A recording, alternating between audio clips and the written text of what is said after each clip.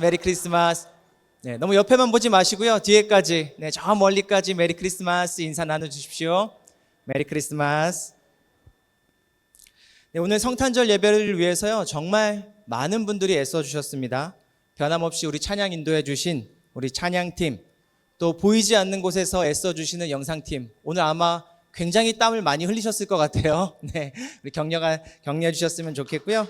네, 네. 감사합니다. 네. 또 우리 성탄 발표회 준비한 교회학교, 또 사진 부스 준비해 주신 청년부, 또 아기 돌봐주시는 영유아 돌봄팀과 애찬에 섬겨주시는 우리 선교회까지 굉장히 많이 애써 주셨는데요. 특별히 또 감사를 드리고 싶은 것은 장안의 화제죠. 성탄 퍼레이드에 무슨 선물을 사야 하나 고민하시고 오늘 선물 구해서 오신 모든 성도님들께도 깊은 감사를 드립니다. 이런 한 분 한 분의 섬김이 모여서 우리가 성탄절 정말 기쁘고 충만하고 풍성하게 하나님 앞에 예배드릴 수 있게 된 것 같습니다. 우리 서로를 위해서도 한번 박수 치며 격려하겠습니다.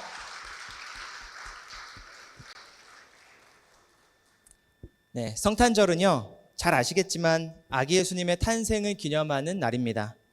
그래서인지 몰라도 좀 다른 날과는 좀 다르게요, 우리 아기 어린이들에게 눈이 가고요, 또 우리 아주 조그만 우리 아이들에게 눈이 더 가는 그런 날이기도 한 것 같습니다.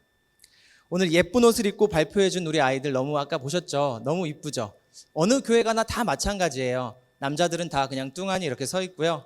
네, 애기들은 막 모르고 찬양하고요. 그 중에 한 명 보셨습니까?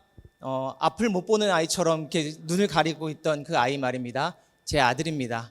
네, 한 번도 발표회 때 제대로 발표해 본 적이 없을 정도로, 네, 하지만 또 이런 모든 것들이 재미있는 추억이고 우리의 기쁨입니다.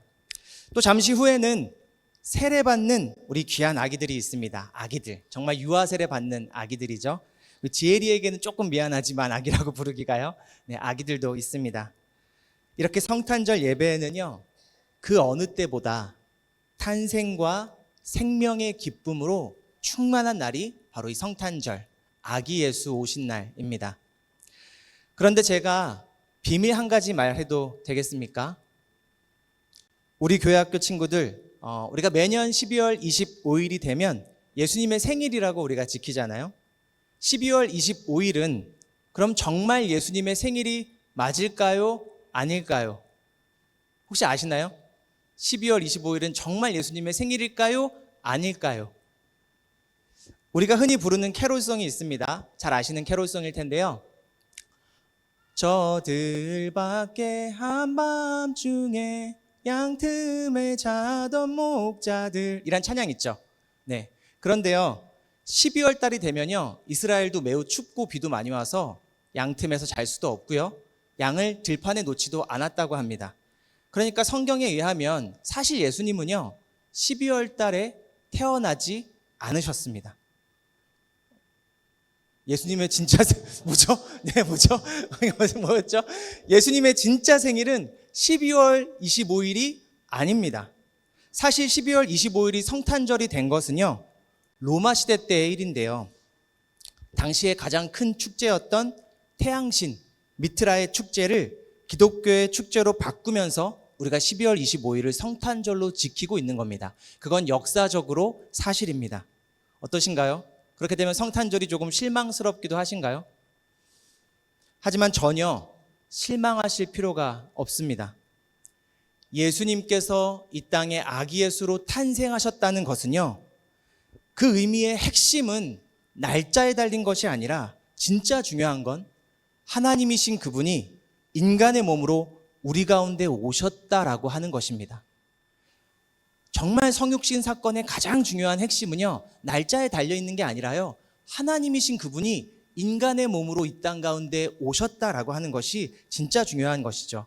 이걸 조금 어려운 말로는 성육신이라고 하고요, 영어로는 인카네이션이라고 합니다. 말씀이신 그분이 예수라는 인간의 몸으로 오셨다는 기독교의 교리이기도 하고 우리의 믿음이기도 합니다. 오늘 읽은 요한복음 1장의 말씀이 바로 이 성육신에 관한 말씀이거든요. 우리 같이 한번 읽어보겠습니다. 다시 한번 말씀 띄워주세요. 이 다음 거요. 네, 앞에 보이시는 말씀 우리 큰 소리로 같이 한번 읽어보겠습니다. 시작. 태초에 말씀이 계셨다. 이 말씀은 곧 하나님이시다. 그 말씀은 육신이 되어 우리 가운데 사셨다. 아멘. 조금 어려운 말 같게 들리시죠? 이해가 잘 되지 않는 말처럼 들리실 겁니다. 그런데 우리 아이들을 위해서라도 제가 조금 쉽게 말해보겠습니다. 이 말씀은요, 크게 두 가지를 의미하거든요. 첫 번째입니다. 하나는요, 세상이 이미 만들어지기 이전부터 하나님의 사랑이 있었다는 겁니다. 세상이 있기 이전부터, 태초 이전부터 하나님은 사랑이시고 그분이 살아 계셨다는 겁니다. 모든 것 이전에 무엇이 있었다고요? 사랑이 있었다는 겁니다. 모든 것은 이 사랑으로부터 시작되었다고 말하는 것입니다. 오늘 유아 세례 받는 부모님들 계십니다. 우리 부모님들 또 아이를 가져본 적이 있고 또 자녀를 출산해 보신 경험이 있는 가정들에게 묻고 싶습니다. 아이가 처음 태어나서 품에 안겼을 때 어떤 기분이 드셨나요? 자녀가 있으신 가정은 한번 생각해 보십시오. 아이가 처음 태어나서 내 품에 안겼을 때 어떤 마음이셨나요? 말로 설명하기 어려운 느낌일 겁니다.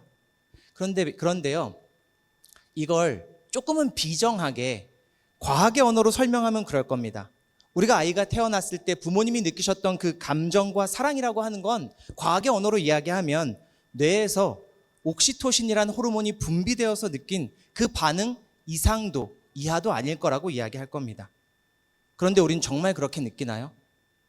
자녀가 태어나서 나의 품에 안겼을 때 이거 별거 아니구나. 내 머릿속에서 옥시토신이 나와서 내가 지금 이런 느낌을 받는 거구나 라고 생각하시는 부모님이 계신가요?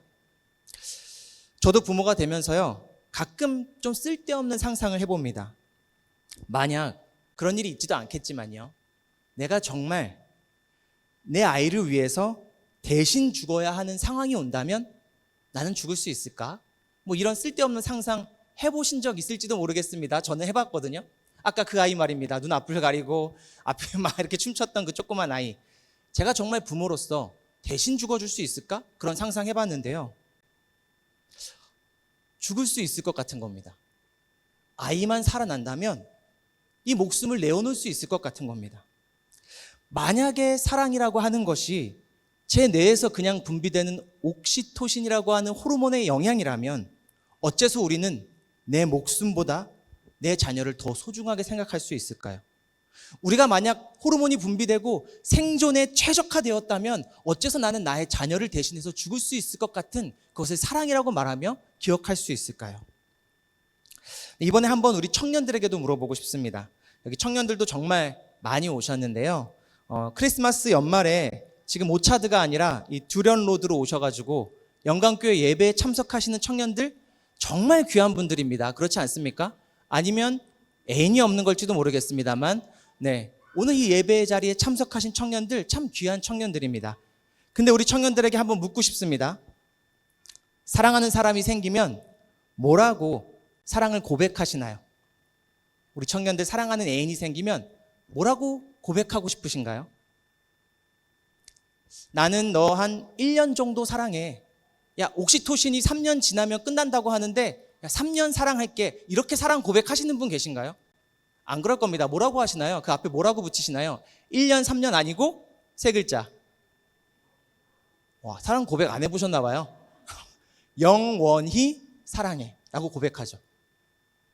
야, 내가 딱 보니까 3년 사랑할게. 이런 분 아무도 없을 겁니다. 누가 뭐래도 사랑할 때는요, 영원히 사랑해라고 표현합니다.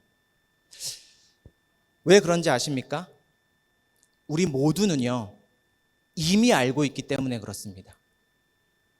어거스틴이라고 하는 신학자의 표현에 의하면 우리에게 새겨져 있기 때문에 그렇습니다. 사랑이란 것은요, 이 세상과는 차원이 다른 가치를 지닌 진리라는 것을 우리는 이미 마음속 깊이, 뼛속 깊이까지 알고 있다는 겁니다. 예수님을 아는 자들, 또 기독교인이든 아니든 상관없이요, 하나님이 창조하신 모든 피조물이기 때문에 우리는 사랑이 이 땅의 다른 것들과 달리 굉장히 차원이 다른 진리라는 것을 뼛속 깊이 알고 있다는 겁니다. 그래서 사랑에 대해서 이야기할 때는요, 이 땅과는 조금 구별된 영원히 사랑해 라고 이야기하고요, 이 땅에서 아무리 호르몬으로 설명한다고 해도요, 그것으로 설명되지 않는 나의 목숨까지도 내어줄 만큼 사랑해 라고 하는 그 가치를 우리가 표현한단 말입니다. 제 아무리 과학으로요, 사랑이 화학 반응이라는 것을 증명해내도요, 인간은 영원토록 사랑에 대해서 이야기할 겁니다. 사랑을 그런 호르몬의 분비로 취급하는 것을 우리가 용납할 수 없을 겁니다. 왜냐하면 우리 모두는요, 차원이 다른 그 사랑, 태초에 사랑이 있었기에 우리 모두가 사랑으로부터 탄생되었기 때문입니다. 이것이 오늘 말씀, 태초에 말씀이 계셨다, 말씀은 곧 하나님이시다라는 말의 의미입니다. 사랑이 먼저 있었다, 우리는 사랑으로부터 태어났다, 탄생했다라고 하는 의미가 오늘 의미가 있는 거죠. 그런데요, 이어서 요한은요, 더 중요한 이야기 한 가지를 해줍니다.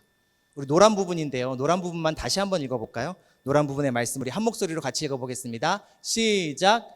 그 말씀은 육신이 되어 우리 가운데 사셨다. 아멘.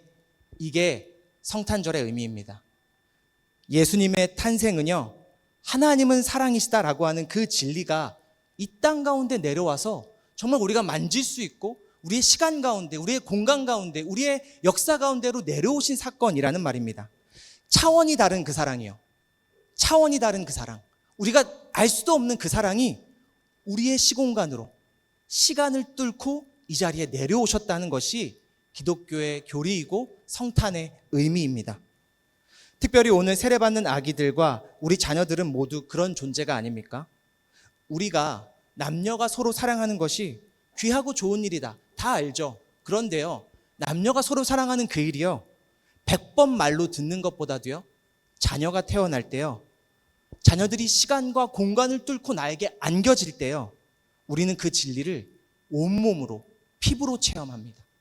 저 몸속에 각인된 기억들이요, 하나하나 다 살아나는 것처럼 우린 자녀를 맞이할 때 그렇게 맞이합니다. 나니아 연대기의 작가이자 기독교 변증가이기도 한 C.S. 루이스는요, 이런 말을 합니다. 만약 하나님이 이 세상의 창조주라면 인간이 스스로 하나님을 찾아 올라갈 수는 없다라는 겁니다.